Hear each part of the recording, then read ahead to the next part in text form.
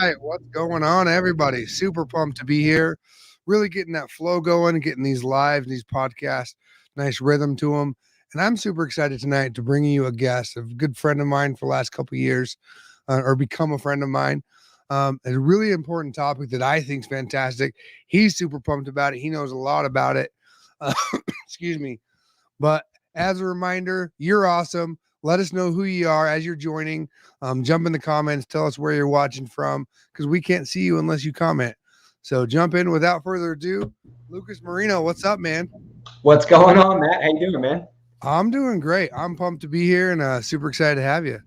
Yeah, thanks for having me on, man. We've been talking about trying to team up for a little while, and obviously, like you said, we know each other, so it's been kind of fun. Hey, we got to make this work, and we finally able to make it happen. So Yeah, well, it's the first live of the new year, so congratulations. yes, it's like, is that a thing? Like, I mean, I already have a Be Awesome T-shirt. So like, does this get like a coffee cup or something come with And that? you didn't wear it? Come on. It's in the wash because I wear it so much. Oh, I'm sure. Good answer. Good response. Good response. But yeah, so tonight we're going to talk about sharing your knowledge and gifts with others. And we're going to go into that, kind of the value of that and some of Lucas's experience around that. But if you guys are out there, let us know. This is your chance to ask questions, throw it up there, check it out. Oh, we got a couple people already. Jeffrey Pringle coming from, oh no, excuse me. He's saying hello. Good to be here. Happy to have you, Jeffrey. And then we got Gabe. He's the guy I was telling you about. He's the man watching from Dallas, Texas. What's up, Gabe? Gabe is the live warrior and gonna have him on the show too to explain some of the awesome stuff he's up to lately. But yeah, Lucas. So before we get into the topic, let's tell us people who you are. So tell us a little bit about I'm gonna drop a bomb, your Coast Guardian self. Yeah, I spent 21 years in the Coast Guard, enlisted in '98. Good old E1 style, baby. Boot camp, and then went and became essentially a diesel engine mechanic. We call them machinery technicians. Worked on propulsion systems on ships. Spent most of my time counter narcotics units. And doing the King's business down in the Caribbean, having a good time with that. Central America, that kind of the run there, and then about halfway through my career, I was offered an opportunity to go to OCS, so I did that, and it's kind of fun timing because I was making E7 while I was at OCS, so you can imagine how exciting that was. And then I spent the last and about 12 years commissioned naval engineer officer type. And I got to do all kinds of cool stuff, but the best job out of all of them was being a chief engineer afloat. We call them engineer officers in the Coast Guard on a ship, and just awesome tour. And retired from the Coast Guard and immediately went out there and started playing in contractor land. So yeah. Fantastic. And I'm going to break something down for those that don't know. When you go from the enlisted to the officer side in the military, it's something, at least in the Marine Corps, we call it a Mustang. I think you guys do as well. And I'm not going to use like words best or worst officers or Mustangs. I'm going to say more dynamic because those who are Mustangs that are kind of enlisted and then officer side, you really get a whole variety of experience that you don't just get doing one or the other. So I really have a different kind of respect for those that kind of go that route because you kind of, like you said, you start E1 level, you just start from the grind, and in your ship type world, you're probably painting ships, painting the side of a ship or something, who knows? And then you go to be able to reach what you reached as an E7, which is for chief for you guys, right? Yeah. On the enlisted side, which is an accomplishment in its own right. And then going to the officer side and kind of starting over to go to a more of a leadership role. And that's fantastic. And then you jumped in, now you're into all kinds of mess of contractings and 10 other things you're up to. Yeah. So a couple other folks have joined us so far. So thanks for joining. Hey. We got Joseph Bradley from Melbourne, Florida. You know him? Yes, that's Dr. Joseph Bradley. He's I got to throw the doctor out. That's a little joke between he and I, but he is a real, he's the real deal. Dr. Bradley is one of my mentors. So yeah. Oh, fantastic! Happy to have you here. We also got this fantastic human, I think you know as well. Yeah, yeah, yeah. I just He's, just connected with John David in the last, I don't know, maybe 2 months, mm, and he's been awesome with getting me, connected with people in the logistics space. So really he cool. he's a logistics warrior, and he just got live access. So I know we're going to be getting some logistic lives coming down the pipe soon from this guy. There you go. And then before we get started, one more, I think another friend of yours. Yes, yes, Ahmed. Hey, look, if you're looking for someone that's dedicated, like Ahmed is a content warrior, man. He is in the maintenance community. He is all over LinkedIn. I mean, he is a diehard content follower. So Ahmed, thank you so much for taking the time out of your day to come hang out with us, man. Really. Yeah, that's fantastic. I think you got all these doctor friends. That's the most doctors I've ever had on here. Jeez, Louise. Yeah. You notice I left it out of my name on the thing now. Yeah, but you just told everyone that you are one, so that's your fault. There you Oh, go. yeah. Guilty. So yeah, thanks for everyone joining. We're gonna get into it here, but if you have questions, throw them in the comments. Tell us where you're watching from. Give me something to make fun of Lucas for, any if you know him, all that good stuff. And let's really get into it. So when we've been talking for a while on different things, we kind of help each other with different stuff. But when I said, "Hey, what do you want to talk about?" You really dove into this, sharing your knowledge and gifts with others. So what gives you passion? Talk more about that. Yeah, so I guess like, as we grow up, we kind of like acclimate to certain things, or we're kind of compelled to do certain things. When I was a kid, and there's a lot of people in this feed that won't believe this, but I was a pretty quiet kid. And I was into like reading, writing, music, just kind of chill. But all the stuff I was into was really intense. So it was kind of weird. It was like this weird dichotomy, right? So anyways, but what I realized was I loved to interact with people. I love to get to know people, and I love to teach. And even at that age, I like to share what I had learned about these things that my friends weren't doing. And I think that was just kind of a seed that was planted when I was younger. And I always kind of admired people that could share knowledge with others in a way that made it cool for them, right? Made it fun. And so when I got in the military, I had the opportunity when I was in E6 to be an instructor, and I got to be a rating instructor, right? So I was a machinery technician instructor, and I absolutely loved it. I loved being like a subject matter expert at a thing, but I also loved like helping other people get exposed to that content, and then the light bulb come on and them really embrace and kind of fill them with motivation, not just teach them something. And then send them off into the field to be the next generation of my rate, right? That was a really cool thing to take pride in. And then as you become more senior, it's your job to share your experience and wisdom with other people, right? And so I think in some ways, just your natural progression in the military kind of makes you, it kind of puts the responsibility on you to share with other people, to make the service better and to make sure that the unit is as capable as it possibly can be. And, after I left the service, I wanted to become a consultant, an independent consultant, so that I could help other people achieve things that I could do to, that maybe they were seeking help with. And coaching was big for me. And so I realized, I'm like, man, what am I really doing here? Like, I just love to share. It's not necessarily teaching. It's more about like sharing the knowledge you've gained, sharing the wisdom that you've got. And then you ask yourself, well, why is that something that you would be passionate about doing? I think it's one way to just like immediately make an impact on people and make the world a better place. And if you can do those two things in spades, man, you're going to have a pretty rewarding professional and personal life. So that was it for me. It's like light switches went on.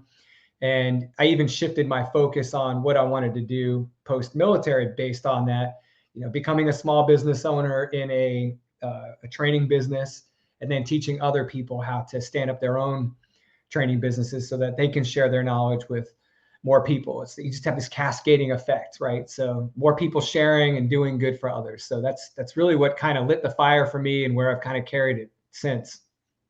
I really like that. You hit a lot of really good points there. One that really stuck out to me is the sharing and the impact piece. I think a lot of times we really undervalue and don't realize the impact that we can have on others with what we have in our heads. I know I do it constantly. I'm like, I put something out on there, whether it's online or just telling someone something that asks for help or learning from someone else. I'm like, wait, you didn't know that? Like, I forget that like people don't know everything that you know. And you just sharing it, whether it's in person to a friend online, can really impact someone for positive, whether it's because they learned or because you showed them, hey, it's possible because I did this. Oh, Lucas can do that. He's a Coast Guard guy. If he can do it, anybody can do it. That's right. so I really like that share beats impact, because it really does. The impact you have on others can really be affected by what you share, what you're teaching, what you're learning.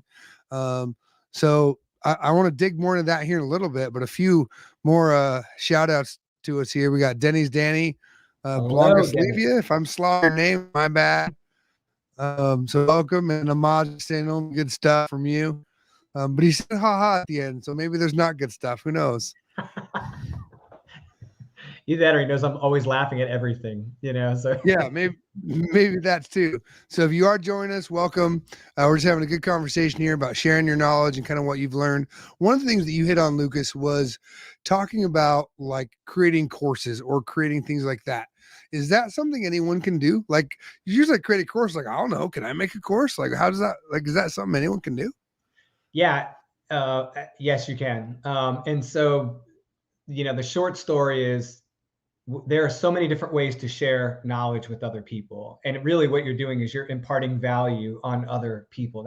That is really what you're doing. The medium by which you choose to do that is like kind of in line with the question, right? It's like, can I create courses? Yes. Can you write a book? Yes.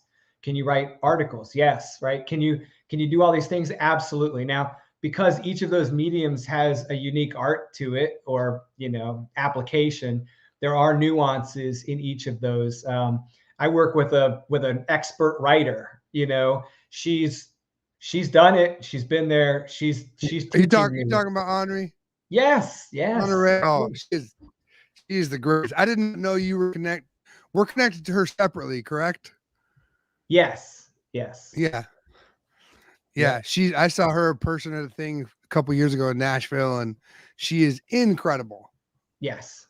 Yeah. So I'm fortunate that Henri has allowed me to be a part of a mastermind this year. And, she's a great example of somebody that's a master of their craft in a particular application for sharing, right? So it would be wise of me to work with her to figure out how best to serve readers if I want to publish a book, right? Or focus on that as the way to do it. The same thing with teaching live or on-demand courses.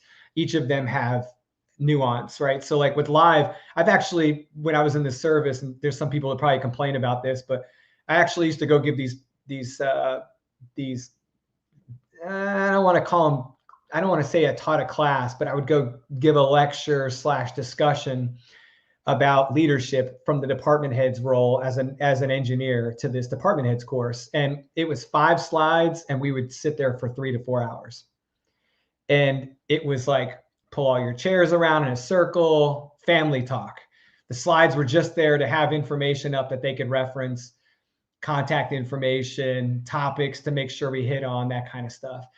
That does not work for an on-demand course, right? Like, so, yes, you can absolutely teach people. When you shift to an online medium, there's a lot of nuance there, but you can absolutely do it. You just got to learn the ins and outs of it and to make it as effective as possible.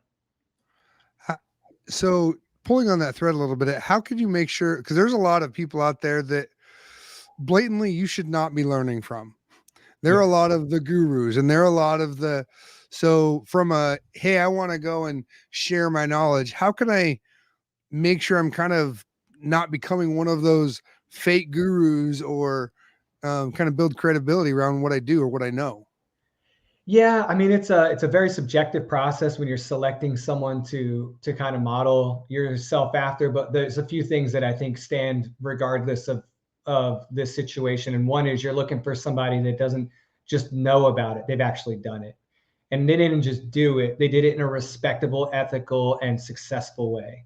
It doesn't necessarily mean that they have to be the Elon Musk of their craft. They don't have to be the person that earned the most money. They don't even have to be the Michael Jordan, the greatest that ever lived, but they should be respectable. They should be professional and ethical, and they should be someone that, and this is almost more important than some other factors.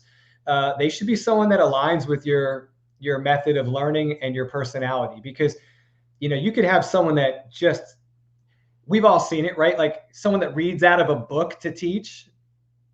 It's the right information, but dude, is it the wrong way to deliver it, right? Like, and you could be the nicest guy, but you're still reading out of a flipping textbook. Nobody wants that, So yeah, there's my criteria are like, are they the right person? Do they have the right background and experience and credibility? Yeah.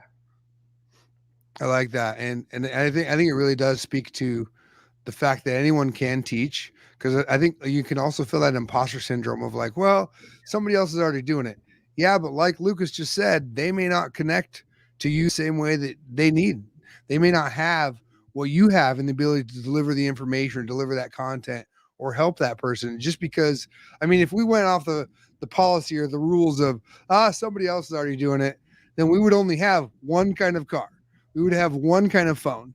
We would have like one hairstyle. Like, so it's like, don't let that beat you down or make you scared. What are you saying? We should all do Mohawk? Is that what you're doing? Well, that's my question. Is we have to have one hairstyle. Is it the Mohawk? I mean, it's just easy. It looks good. It creates aerodynamic for when you're running. I mean, obviously I'm not doing much running, but I think it's just super slick, low maintenance. It's not super hard to put up. I just trimmed it, so it's It's in the growth stage right now. I trimmed it in the beginning of December so it could kind of regrow out, a little fresh. There you go. 2022, new Mohawk. Exactly. Everybody go. And during COVID, I actually made a Mohawk cutting video because people couldn't go to the barbers, so I shaved a Mohawk into my buddy and we put it on YouTube for like, hey, if you need to cut a haircut, this is the only one I know how to do. So we've got a few other people that have joined us. So welcome, Matt Watson from Texas. What's up? Howdy. Obviously throwing the Texas with the howdies there. We got Grace. I think Grace too, out from San Diego. She's saying Grace Lee. What's up, Mohawk from beautiful sunny San Diego. Great point. Everyone learns different, so take it differently. Methods of teaching, or excuse me, it takes different methods of teaching. Correct, Matt. It really does. And that's where I liked where Lucas was kind of hitting on those points of find what works for you, both as someone that's impacting knowledge and sharing knowledge and consuming it. I know for me, I am not, I dropped out of college because they were like reading from a textbook and I was like, I'm out. This is not working for me. Yeah. I mean, dude, you probably wouldn't guess that someone with a doctorate in engineering wasn't good at math, but I started out a good math student when I was younger, and then somewhere right around middle school, they lost me, and I hated it. And I was like, "This is terrible." I'm very comfortable with reading and writing. I must be more of an English major person than a math major person, and I personally wrote off math as something that I wasn't good at. And what I realized was I just didn't have the right math teacher or an effective math teacher. They could have been great for everyone else, but it just wasn't effective for me. Not that I'm the center of their world or anything, but still, I mean, when I look at it from my perspective, something fell apart for me in that process. Could have had to do with the school system I was in, but regardless, it took me a couple of years to then convince myself that wasn't true, that it's just another thing, that I can be as good at math as I can be at anything else if I really work hard at it. And then I had to buck down and catch up, and it's like, dude, that was the thing I sweated the most. I remember going into grad school and they were like, it's been a little while since you've been to high school. And I'm like, yeah, because I'm like an adult now. And it's been like 15 years since I graduated high school. And the guy goes, I think we're going to give you Calc 1 and 2 in one course in 10 weeks to start off with. And if you can survive this, you're good to go. And I was like, ugh. I called my buddy back at headquarters and said, hey, get a set of orders ready, dude. I'm coming home. I'm not going to make it. you'll be fine. And I said, no, dude, I just didn't have enough confidence because I'd convinced myself that I was unable to do it. And really what it was, I needed to figure out a better way for me to learn so that I could overcome that and become more confident with it. But I love that point that you expanded on the point about like, there's so many different ways, right, to share knowledge with people. I think one of the ways that's underestimated is just straight up mentorship, like and Yes. networking. It doesn't have to be like a formal thing at all times. Think about every great thing that you and I have learned from someone in just a conversation like this, or a conversation not like this, whatever, where we're just hanging out and you're just like, every single thing that person said is clicking for you. And you're like, just soaking it up, Dr. Bradley. But those are like, when he's talking, I'm like, ping, ping, ping, ping, ping. And it's like that's exactly what I would consider like some of the most effective informal like sharing methods, which can actually have more significant impact on your life than some of the formal measures. Right? You talking about going to college, homeboys up there reading out of the textbook. When I teach at the university, I almost don't use slides. It drives some of my students crazy. I just want to talk with them about the subject matter. But for the visual learners, it's really difficult. Yeah. And I have to give them something, but I'm only going to give them enough because I want them to really like get used to communicating, because they're engineers and they have to be sometimes forced into that. So on that note, my favorite engineer joke is, how do you find the extrovert engineer in the room? How? They're looking at somebody else's shoes. Oh man, I should have seen that. I think I've heard that one before. Oh, one of my favorites. So I got a few more people joining. A couple comments I'll read off, but as I'm reading those off, something I want you to think about is, actually, I'm going to save that. Save that one. So Michael Donard, honored to have you here as well. Thanks for joining, my friend. Matt's loving what you're throwing down, so keep throwing it, Lucas.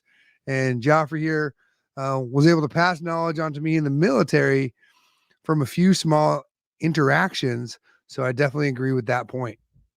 To that point, there you go. And Nice Dr. Bradley here is throwing his two-way street.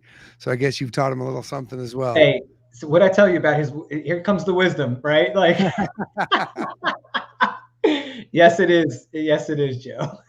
Well, and I really like that mentor piece, and even what he just said, because oftentimes, especially in environments where I came from, somewhere you're still at, in large organizations, like, oh, you got to sign up for a mentor program and get an official mentor, and like they're really great to do that, and there are some good programs out there in your workforce, but it doesn't have to be so official. Like, I got there's people that are my mentors that I've never met, and they don't even know they mentor me.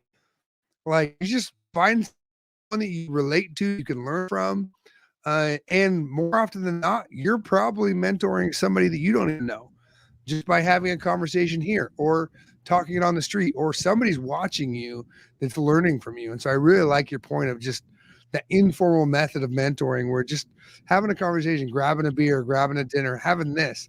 Like, there's ways that you've mentored me, and probably vice versa. Usually probably you more than me, because I don't know jack shit. Come on now. Okay, a little bit, because I know. Actually, is it mentoring if, like, every time I post a book you buy it? Or is that like brand sponsorship? Exactly. Like, I'm such a sucker. If you're an author, just get one of your friends to recommend your book to me. It's getting bought. Like, I'm terrible. And Matt is your best friend, because Matt will tell me like, hey, I just checked out this book. And before he can even like screenshot the cover, I'm looking it up, man. Because I know if Matt enjoyed it and he got something out of it, I'm going to enjoy it, and I'm going to get something out of it. And for those that don't know me well, Lucas has figured out, he knows I don't read a lot because I don't enjoy reading. So if I share a book, it's probably decent. It's well written, because I don't like reading. It's not fun to me. I will listen to talk different ways of learning, right? Mm-hmm. Like visual consumption, like dyslexia and ADHD do not go well with reading. And so I do podcasts and audio stuff. So when I share a book, it's probably all right, because I don't share many. Yeah. A couple more here from Denny. Danny Blancas Levia. I don't know how to say your names, so I'm going to say it the whole time, every time. He wants to learn more about ships maintenance because he's trying to get a certification in his country to check out structure of ships. Yeah. So Dennis, we've got to get you in contact with Pops, Charlie Marino, my dad. That's his gig, man. He's been doing that stuff forever. So, yep. We'll have to get you in touch with him. There you go. Perfect.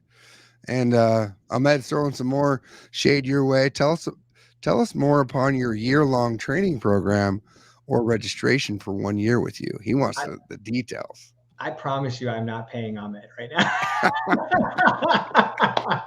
Ahmed, you are just the gift that keeps giving, man. So, Thank you. so it sounds like you offer training and mentorship as part of one of your businesses. Yeah, actually, I do it in. I kind of take the same model in both because it works for what I'm doing in the coaching realm with both the life cycle engineering and supportability analysis type stuff. Which is for those that don't work in that world much, but it would completely make sense to you. Is if you own an asset and it's expensive and it provides critical functions, then you should be able to support that asset while you own it so that you can get the most value out of it, right? The most operational availability out of it. That's what the life cycle approach and supportability analysis does. And I have a program where I coach people through some fairly easy to understand but very detailed analysis, maintenance task analysis, level of repair analysis, and life cycle cost analysis to help them build a strategy. And just so you guys know, it's kind of like when you're working out. Like anyone who's trying to sell you a 30-day program, you might just want to just keep walking. It's not going to be worth your money. These things take time, and you got to keep doing iterative conversations and working on this stuff. So I usually host those people in that program for like a year. I do the same thing with people that are interested in launching online courses and online training businesses. I actually mentor them on literally going from ground zero on launching your training line or a training business, whichever one you're going into, online, and carrying that through to being successful. And it's every single aspect of it, which is huge. I mean, it took me 2 years worth of, smacking my shins and spending too much money here and not enough money there, and realizing I should have asked someone for advice on this earlier. And, I can consolidate all that now and basically coach people through that process in my program. So if they're interested in, like, let's say you're a consultant, you're specialized in something, and it would be valuable for you to be able to convey that information to people in the form of courses. We could work together to help you get there, and you can pick how much interaction you want. But yeah, that's kind of how it works out, and it seems to be pretty successful. I mean, I think that being able to have these types of conversations really matters, right? Because that's where that mentorship and coaching comes in, rather than just learning out of a course and you never get to interact with the instructor. So that's why I make these programs this way. Well, I like that a lot. There's as I've changed and transitioned, and one of the things I do is that consulting, coaching. I call it mentoring. I don't call it consulting, because I think consulting to me is more of like you do a service, but I think there's more power and value gained from that, lack of better words, retainer coaching mentor model, and not just from a monetary perspective, but also from a gain knowledge share back and forth. I'm throwing you all kinds of stuff, man. Just from a knowledge share, because like you said, if I said, hey, I need 30 days with you, great. Chances are, more often than not, we learn something and we're not necessarily ready to apply it or ready to use it. Like I know for me as a speaker, I'm becoming more of a paid speaker now, and I'm applying things I learned 3 years ago. Right. And I still have that mentor to touch back, Steve Sims. I can touch back to him. If I wasn't connected to him anymore, I'd be kind of like, I'd have to try to remember. So I really like that model, not just your model, but in general, Yeah. of like having longer longer time conversations and mentorships with people. So it's not just wham bam and then like you're done. Yeah, and I think that if you're looking for a quick fix, you can get the quick fix, ask for the quick fix, but trust the expert if they tell you that the quick fix is the risky, incorrect approach, right? It's like there are certain things that I can absolutely help people with on the quick fix with this stuff. Like if they're already, maybe they don't want like a whole lot of mentorship about the business side. They just want you to help them get their site up and running and they've got 5 days. Okay, fine. Let's get your site running in 5 days. Let's take the agile, like quick sprint, right? What's the goal? Like what's, what are we trying to achieve at the end of the sprint? Live courses on a website. Let's rock. We pull the stuff off the backlog, get to work, baby. And you can get that done. But that's not the same thing as spending that time working through those conversations and mentorship with those people. So yeah, I think it's good to be able to work with someone. And like, you think Steve knows something about public speaking by now? It's like, you can trust when you talk to someone like Steve Sims, like, hey, Steve, I'm thinking about doing this. You can get a pretty quick answer from Steve about whether that's going to be a good idea or bad idea. And you probably don't need to spend a whole year hashing it out with them, but perfecting your craft over a year is a different story, right? He could really just keep opening your eyes over that time period. And there's that two sides of it. It's and I'm not like purposely going into like sell Lucas's services to anybody watching. It's more of that conversation of the two-sided, like where that, like an example, like right now, you can call me up. I have on one of my websites. It's a 30-minute call. Charge you for that call because in 30 minutes, it's not like a, hey, what's up? How's your family? It's not like a casual call like this. It's a, let's solve your problem in your point. Let's get your website up. Let's do this right now. Boom, done. You're done. Or it's the, hey, I need your help. Let's work this out. I need this right now, but then in 3 months, I'm going to need this, et cetera, et cetera. So I think it's important, as you stated, just reiterating, to really find what you need and say what you need to, as Lucas said, to the expert. Because that's why you're hiring someone. If you're hiring someone as a coach, a mentor, whatever, it's because they know something that you don't. Simply, if you're hiring them for another reason, pay attention to why you're hiring them and use them for that. Like if if you're hiring a mentor or a coach or a consultant and they're not an expert in what they need, in what you need, maybe hire someone else. Like pay attention to who you're bringing on, because don't waste your money. Yeah, absolutely. And for those people out there that do what we're doing, right? Because Matt does some of this and I do some of this, and we do all this other stuff too. But if you're a person that's being sought after to provide these services to somebody, you need to be honest with your clients about. So just so you know, I've got like a no BS rule for 2022. Like, what are the things that really like helped kind of push me forward in the military was kind of like, I don't want to say being like, you could just be very honest and to the point, right? Without being abrasive or confrontational. And I think one of the ways to do that is to be honest about both sides of this coin, right? Like the consultants, mentors, and coaches need to be able to talk to people. If they're not the right fit, they need to push them on. They need to do the right thing by those people and help them get to a better resource. That's one of the things that I know people like you and me and other folks that you and I have interacted with are pretty adamant about. I know Honore's that way, and I've never worked one-on-one with Steve, but I'm sure he's that way just from what I have experienced with him. These are people that know who they are, what they provide, and whether you're the right fit for each other, and they're not chasing the dollar. And that's been really good for me to be able to like model kind of my own behavior after some of those people, because like even like this last month, I had someone that in the first 2 hours of conversation with them over a meeting, over 2 days, they were like, dude, we need to work together. We're doing this. Like, and I'm giving them some options and they're like, no, I want you to do it all. And I was like, you know what? I don't think you do. I don't think you want me to do it all. I think we need to have another conversation. I do have a sales coach who was like, dude, what are you doing? Talking people out of work. I get it, but I don't want this person to be disappointed with me in a month. When we get in, they're like, oh, I really didn't need, and now they see it. And it's like, yes, like be upfront about that. So if you're someone that's being sought after for this type of relationship, be honest with them so that you can you can create a lasting relationship with that person that's founded on trust and not just having a client. I like that a lot. That's really good. And on the other side of that coin, if you are searching for that person to help you, look for who's Lucas is talking about. Look for those people that are there to help you, not just to make a buck. I know someone who has an event and you sign up for it and they interview you one after you pay for it. They say, "Oh, nope." And I know people that they've said, "You're not right for this. I'm going to give you your money back." Like that's who you should be looking for. And that's Steve Sims. That's him. That's how he does speaking.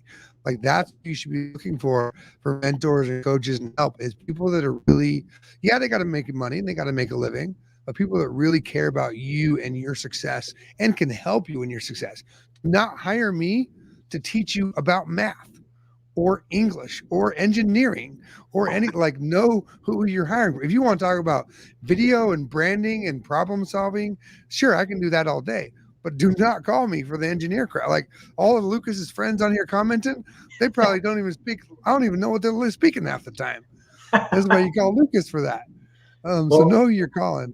Can I brag on you for a second, Matt? Sure. So a couple months back, I'm like in the middle of like this identity crisis as a small business owner, entrepreneur. I'm like, I feel like I need to rebrand, not change my business, not change my model, not change anything about what I'm doing, but I feel like I'd outgrown my logo. And I reached out to Matt and said, or I posted on, by the way, bad idea. I posted on LinkedIn, just this completely open post like, hey, anyone know how to do logos? I got bombarded by like a million people, but Matt reached out and said, hey dude, what do you got going on? And I was like, oh, Matt understands branding. Click. Hey dude, let me get your opinion on my existing brand. And within 2 seconds, he provided me an input that I 100% agreed with. And I had a good laugh. I thought it was great. And dude, you nailed it. You were like, that's not the right thing for you, but this is what it does look like. Oh, I remember that. Yeah. I was like, it kind of looks like this. Oh, dude, it was great. I couldn't stop laughing. I told my wife, I said, you got to hear this. And what it did is it kind of like as an entrepreneur, sometimes you feel like you're all by yourself on an island, right? It's like, I don't have a network. I don't have a board. I don't have these things that I can just toss everything out there for second opinions on. I don't even have like an executive assistant or anything to be like, hey, is this dumb? So use the people around you that have that experience. To your point, Matt, Matt was able to convince me in pretty short order that I was on the right track. I did need to change my brand. Well, and just to pull on that thread, because I remember that experience. As you're doing this, Lucas talked about if you're offering any kind of service, know what you're offering. If you're looking for any kind of service, know what you're looking for. And that thing I did share with Lucas was on that branding sense. Your brand has nothing to do with what you think you're offering, has everything to do with how it's perceived. Your brand is, and I can't say I take claim to this. This is I learned from the brand doctor, who's another fantastic guy. Is from Henry Kaminsky. I'm going to slaughter his name, Kaminsky, I think. But what he told me was your brand is what people say when you leave the room, and that in that moment is what I did for Lucas. Was great, cool, awesome. This is not what it looks like to me.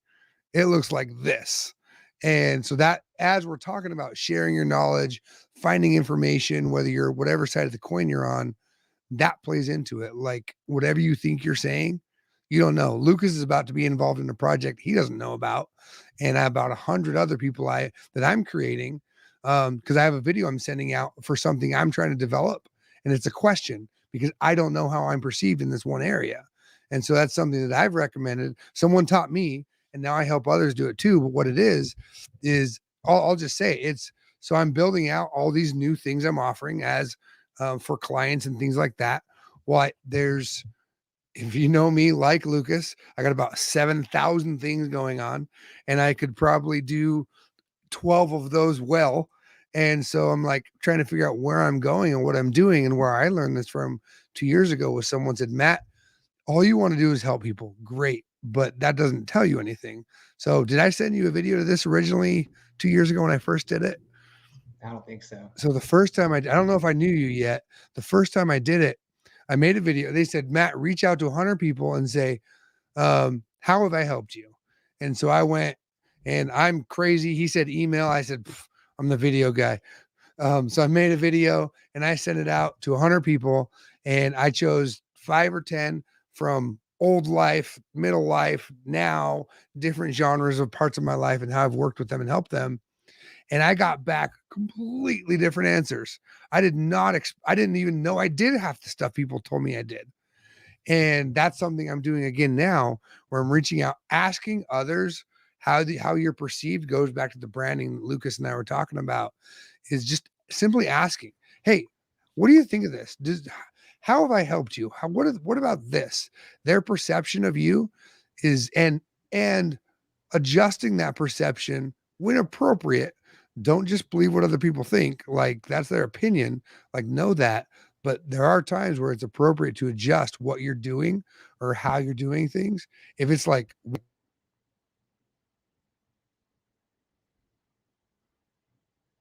You there, can you hear me now? Yeah. Can you hear me now? Yeah. Breathe. I looked at my mic funny and it turned off apparently. So just my real point is when you're discovering who you are, what you're offering, that knowledge that you're putting out, that knowledge you're sharing, ask other people, because they'll tell you, like the story Lucas showed. It's like, I don't think that's what you think of me. It doesn't mean it to me. So a few people here. So this is from Grace Lee. I know because she's the only person on my LinkedIn that shows up like this. She said, hey, Lucas, what is a couple of books on the shelf of yours that you'd recommend reading? We should always be learning, bettering ourselves, and growing every day. One really good one that was recommended to me by Caitlin Castell is Culture Code. And that one's written by Daniel Coyle, Coyle. Okay. And that one's a good book. One of my favorite books isn't even on this shelf. It's Man's Search for Meaning by Dr. Viktor Frankl. That book is something I highly encourage everyone to read. Let me pick one more and then I'll shut up. All right. Haven't read that one yet. Haven't read that one. Oh, Blue Fishing by Steve. Yeah, why am I even thinking about this? Blue Fishing by Steve Sims. This is actually a book that Matt recommended to me. I had no idea who Steve Sims was. Matt had said, hey, this book was awesome. And I read it and was like, this book is awesome. The big thing with the book is that, okay, so if you're a logical, step-by-step, process-driven person, I like that Steve's book opens your brain up and forces you to kind of step outside of that a little bit, or alter your process and alter your thinking to differentiate yourself from other people, right? Yes, Steve Sims is that guy who talks funny. Oh, Joe knows him. Joe's part of that crew too. Well, Joe, you're much closer to him than I am. Steve and I think, I've only had one actual conversation, and it may have been written in like typing. We've interacted a bunch on LinkedIn, but I'm stalking him like I was stalking Honore Corder for 2 years. You should also be stalking Joe Ingram. I've learned a lot from Joe. He had me on one of his shows, and the way that he invited people on his show is like, maybe I gave knowledge, I don't know, but I learned a lot from that live cast because of how he invited me to the show. Yes. And so I took that, and that's how I invite other people. So Joe is also one of those people to follow. You can look at other books. You got a couple people, Culture Code, definitely checking it out. The opinion. I'm trying to make sure I don't recommend some like total nerd, like multivariate analysis textbook. Good comment here from Matt Watson. Relationships over money will earn lifetime customers. Agree. That's really what Lucas was going into earlier. So definitely agree there. Relationship matter. This one's really good. This is Unlocking Agility. Ooh. It's about agile enterprise transformation. So it's not a book about how to be agile or do agile. It's about how to implement an agile transformation in an organization. And for anyone that's been involved in that, boy, is that a fun time. Oh yeah, I got agile right here. And if you need some, I just sprinkle it on you. So Exactly, right. And so this is something that's near and dear to both Matt and I, and we've experienced this in similar and dissimilar ways. I found this book extremely valuable for referencing when I was part of and still am part of, a little less so than I was, a digital transformation within one of the Navy program offices.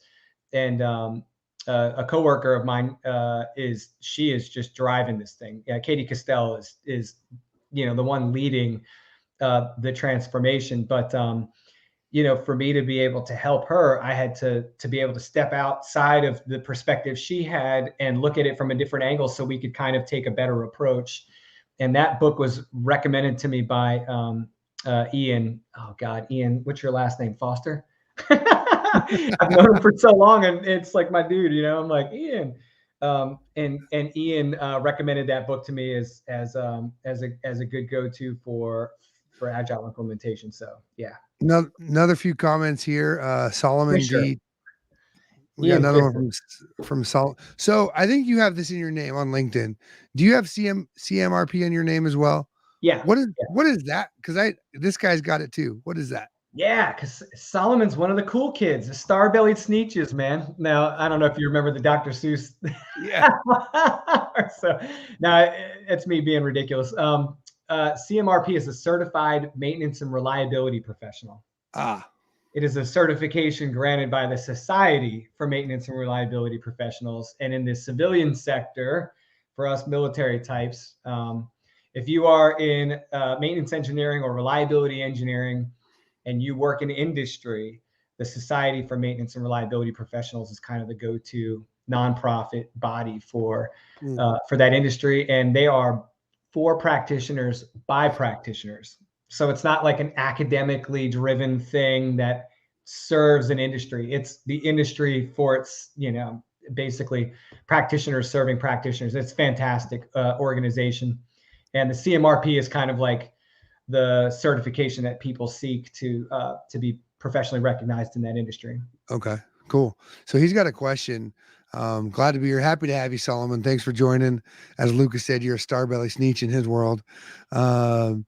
Could you please explain on how to have a personal coach for career development? I'll let you that one. Yeah. So I was actually, that was actually my job.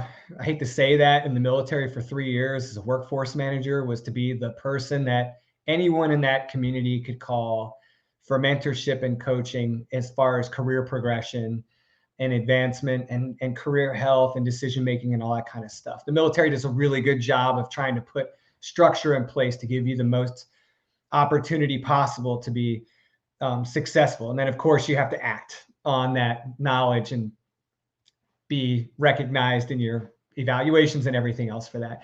So for outside of the military sector, I say it's a little bit less structured. It's obviously a little less force fed, and it's obviously a little more on you to look back at the tenets that Matt and I discussed earlier in the conversation about choosing the right person for you for several different reasons. One, it's someone that you, again, respect. They're ethical, they're professional, they've got a good reputation, and they've got the right perspective on how your unique situation and context needs to be considered in the conversation. I think that's one of the things with coaching that differentiates coaches from instructing. And I get to do both in different areas of my life. But as an instructor, my job is to teach you things, fundamentals, advanced things in a certain discipline or area of study. But as a coach, there's a lot more to it that dives into that person as an individual. And you're trying to get them to succeed, not because you gave them all the tools, but because you helped them use their tools in a way that they actually created their success. And that means something different. That's my personal perspective. So, Solomon, you need to be looking for someone that you feel like you could have that kind of relationship with. You could communicate with them about what your unique needs are, what your unique goals are, and then what environment you're working in. They understand the challenges, the barriers, the constraints in that environment, and the opportunities you have in those environments. Because it wouldn't make sense for me to go get a career coach and I'll beat up on Honore Quarter again, right? So Honore is like, for all things publishing and professional development in my business, I lean a lot on the words she says. I probably wouldn't put Honore in the uncomfortable position of asking her to give me advice on doing a second tier level of repair analysis, right? She'd be like, dude, I don't even know what you're talking about. And you have to take the same approach with your career development. Now, I will attach one little asterisk to that. It is awesome to get outsiders' perspectives on all these things, right? So you're getting ready to make a career decision. You're getting ready to do this and that. I actually reached out to a friend of mine yesterday who has nothing to do with what's happening in my work life and said, hey, I'm interested in getting your perspective on this situation in my life right now. And he was like, dude, we need to talk. And he's a coach. He's a leadership dude. And he was able to open my eyes to some things I hadn't considered because he has a different perspective. He understands enough of my context. He understands me more than the context.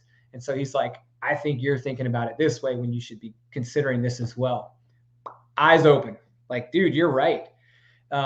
We can only open the aperture so much when we're looking out of the, when we're trying to see things. And having someone else that can do that for you that may not be completely in close proximity to your situation is a good thing. Well, and I think it's important to remember too. So yes, and it's find the right coach for the right thing at the right time, and you don't have to have them forever. If you're getting a coach that says, "Yeah, let's lock in a 3-year contract," well, I don't know if that's accurate. Like there are people. I've talked to a speaking coach for sessions because that's all I needed at the time. I've right now we have a business, someone's helping with business stuff. I am in this a new program I just started tomorrow actually, and it's more of the mental health stuff. So it's a coach and a friend of mine who I trust guiding me that direction. Where I've got tax people, you have all these different people, but doesn't mean you have to have them forever. Like find what you need in that moment, get through it, and maybe there's a certain point. If it was like there's a certain point with me, clients I work with, I can only take you so far. And then I'm going to recommend you to the person that's better than me at that thing or different than me at that thing. Go ahead. Absolutely. No, I couldn't agree more. Like I realized halfway through last year, I really needed help with sales because it's as good a person at communicating with other people as far as like, I'm not saying I'm a good communicator. I'm very comfortable communicating with people. I don't have the barrier of reaching out to someone and saying, hi, how's it going? What I do have a barrier with is saying, hi, how's it going? Would you like to buy this thing? That's not me. I don't sell things like that. It's just, I hate it when people do it to me and I don't want to do it to other people. So I'm very like, it was very hard for me to understand the right approach as a business owner to sell my products so that I could be effective without being this, having to take on a different persona because I wasn't willing to do it. Yeah. And so I sought help for that. And I needed a lot more help than I thought I did. And I went to Lisbeth Halen, who is awesome. And she said, dude, you're a mess. Let me help you out. And she really like showed me like how much I didn't know about that world. And it is really important that now that I'm armed with that information, I still understand my limitations with it. So when people come to me for coaching on standing up a online training business, I only take them so far with the sales conversation because I'm not a sales expert. And, I can't be all things to those people. It would be better served. They would be better served if I handed them some references for some people that could do a better job for them than I can in that regard. Now, I'm not saying I can't help them at all, but I can't get them all the way where they need to be. So Matt, you are 100% right. And only other thing I'll add on to that is find someone that makes you uncomfortable. And what I mean by that is don't find, whether it's a mentor or a coach, anything that we've been talking about for the last hour, don't find just your friend. Don't find someone that's going to tell you what you want to hear. Like it sucks sometimes, but find that coach or that mentor that's going to like make you like, no, you're an idiot. Like your friend yesterday. You got to change completely. Find someone you trust or that you potentially can trust, someone that's really going to push you and make you uncomfortable. And there's a number of people out there, and there's a few that I've used that just like I thought what I was doing was really pushing my boundaries because it made everyone else uncomfortable, but didn't make me uncomfortable. And Mm. so it's actually Honore. When I met her, I was on the verge of, and I still am. Sorry, Honore, I screwed up. Writing this children's book that hasn't happened yet, but um, talking to her about it, I was like, yeah, blah blah blah blah. Yeah, I can do that all day, like this video lives, doing all that stuff. I thought like I was like really pushing myself, but it made everyone else uncomfortable. It was easy for me. Mm. Writing a book makes me sweat and it makes me like bleed and it like burns me, but I want to do it and I'm going to do it. I'm writing multiple. So, and she helped push me to. You got muted again. Yeah, my mic came unplugged. I looked at it funny. Um, find people that make you uncomfortable, not in like a creepy way, but in like a help you reach your. It's true. That's not what I mean. Like, don't hang out with people that are creepy. Don't hang out with But me. yeah, exactly. Find people that really will push you to your next limit, and even friends. You are the 5 people that you spend the most time with. That is who you are like, and find those people that help you grow. Couple comments here before we go today. Joe Ingram, he's been too close to a restraining order on me by now. He's talking about Steve, so he's got to stay at least 500 feet away. Grace says, thanks for those book recommendations, Unlocking Agility. Should be checking them out. And Solomon really well explained on the coaching stuff. So thank you there. Lucas, before we go here tonight, leave us with it. If there anything else you want to share about the value, importance of sharing what you know with others in any medium or form that it's in. Yeah, I guess if I had one parting shot, I'd say don't. Again, Matt, I thought you brought up a great point about getting uncomfortable. You have to embrace change. Whether you're sharing your knowledge with other people or you're asking someone to share knowledge with you, you're asking for something new or you're imparting something new on someone else. And that is going to require some measure of change for that person. Sometimes that's very welcome. Sometimes it is not. Sometimes when we share knowledge with people, we're sharing something they weren't expecting. And Matt, you brought up a great point about that being honest, maybe unexpected, feedback. That's the most valuable thing you can do for that person at that point. And it's actionable and it's respectable. Then yeah, you need to be comfortable with hearing that and implementing change in your life. So I would just tell people, there's a million ways it's been said before, change is an opportunity, challenge is an opportunity, whatever the case may be. Get really comfortable with that and actually kind of seek it. Because the people that work in the industrial engineering world are big on talking positively about continuous improvement, because quality assurance is kind of a really big thing in that world, and a lot of people don't actually do it. And I think it's because they're either afraid of change or they're tired and they don't want to. It's hard work, right? So think about that from your own perspective, whether you're imparting this type of relationship on someone else or you're seeking that type of relationship from someone else, that you're involved in change with another human, and that's not always going to be easy. So it's going to require patience on both sides, and you should have that expectation with that person. And it's very frustrating when you don't have that. So you have to be the one to lead that at all times. And if everyone thinks that way, everyone's going to be okay, right? So just kind of embed that. It's all about some change and embracing it and being excited about it. And Matt has gone, I'm going to give you a little pat on the back. Matt has undergone a lot of change this last year. And dude, I think you've handled, you're living what I'm saying. You're embracing the change, and it's easier said than done. And I think that's really cool, man. And I would, I'm going to pick on you because you're the host and you're a great example of this, but to be inspired by that kind of action is a good thing. And I would hope that you guys would all take that as a lesson. Excellent. Thank you. And I did not pay him to say any of that. Okay. Hang on, let me Venmo you real quick. Checks in the mail, baby. Checks in the mail. What's a check? I don't know if I can have any checks to write you. Yeah, what are those? No, direct deposit. Although checks might be coming back because of the whole new Venmo PayShare app stuff that just dropped 2 days ago. You actually have to pay What? taxes on it now. Weird. Oh yeah, they're really monitoring that stuff. People weren't claiming their Venmos and using it for their business. Yeah. Yeah. Yeah, you got to do that. So Matt sharing his grace with you, Lucas, saying thanks for the content. You have a great one too, Matt. Have a great night.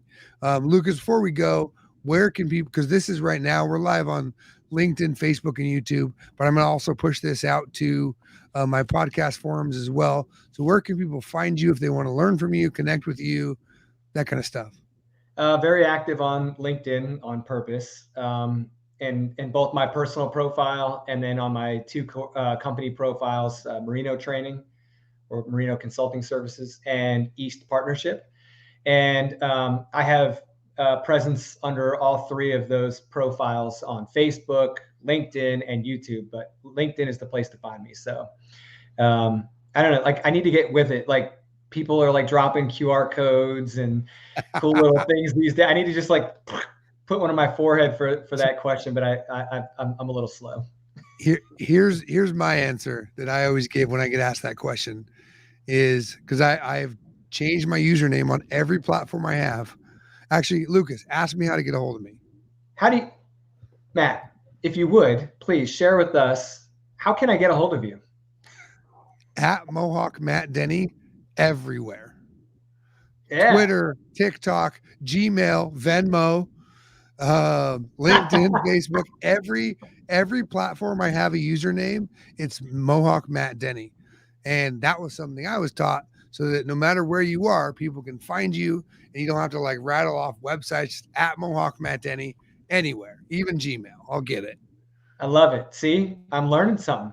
What a fitting way to close the session, Matt. That's awesome. And it's even better because I learned it from someone. So now they were sharing with me. I'm sharing with you. It's like irony or something like that. So I think it's perfect. great. One last thing, huge thank you to you, my man.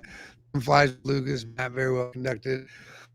Oh man, you're fantastic. Thanks for joining. Hopefully it was awesome. And Luke do you go by Luke? I've never heard anyone call you Luke. Oh, here we go. So this is actually a good question. I get asked all the time, is it Luke or Lucas? And I always say, well, people that really know me very well, like they grew up with me, they call me Luke, right? And so it's funny because sometimes I'll be able to tell in public if someone's like, which by the way, this is getting watered down now because I've had to explain this like everywhere I go now. So, but it's been like people that have kind of been around me in industry a little bit. They're like, oh, wait, that person he's a partner with calls him Luke all the time. I see what's going on here. So like, I'll shout out Suzanne Greenman, who's one of my favorite peoples in the world. Suzanne and I have been working together for 2 years, and she's always Luke, and it's like I feel like my wife's yelling at me when she does it. So it works. If you really want to get my attention, throw the Luke out there. Throw Luke, fantastic. Well, Luke, thank you for coming on tonight. Really, I really enjoyed our conversation. I hope others found value in it. So Luke, thank you. Yeah, appreciate it, Matt. And you're next, dude. Let's do it. That's part. We both happen to do this, so that's how it works. Yeah.